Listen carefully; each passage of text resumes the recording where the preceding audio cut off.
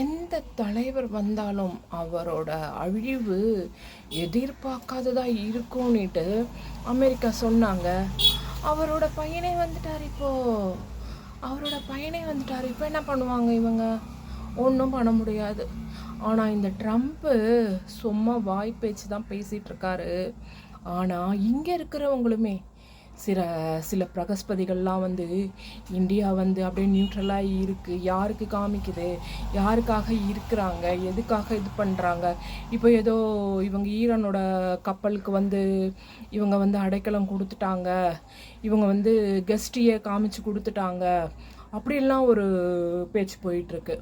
அது ஏங்க, முதல்ல உங்கள் வீட்டில் எதிர்த்து பேசுகிறதுக்கு முடியுதான்னு பாருங்கள். ஃபஸ்ட்டு உங்கள் பையன்கிட்ட, உங்கள் மனைவி கிட்டக்க எதிர்த்து பேச முடியுதான்னு பாருங்கள். முதல்ல நியூட்ரலாக தான் இருந்தாகணும்.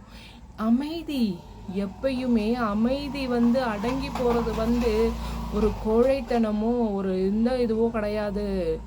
அது சாணக்கியத்தனம். சாணக்கியத்தனம்.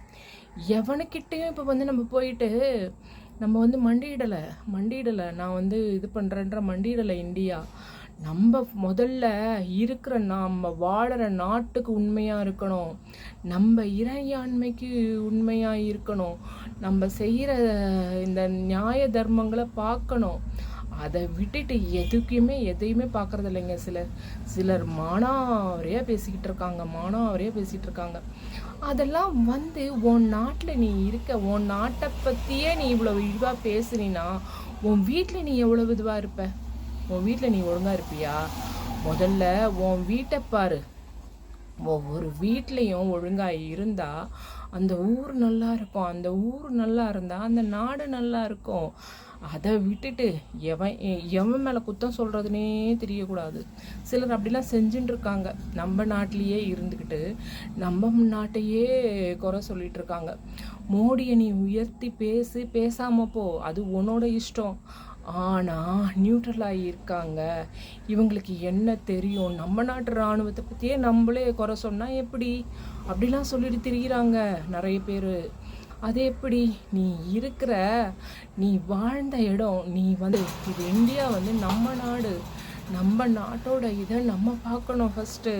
அதை குறை சொல்லிக்கிட்டு இருக்கக்கூடாது. முதல்ல எவனும் செய்கிறவன் குறை சொல்ல மாட்டான். எந்த இதுவுமே செய்கிறவன் குறை சொல்ல மாட்டான். நிறைய பேர் மோடியை குறை சொல்கிறது, இப்போ இந்தியா காமிச்சு கொடுத்துருச்சுன்னு குறை சொல்கிறது, நியூட்ரலாக இருக்கிறாங்கன்னு குறை சொல்கிறது, இதுதான் நிறைய பேர் இப்படிதான் போயின்னு இருக்கு. இப்போ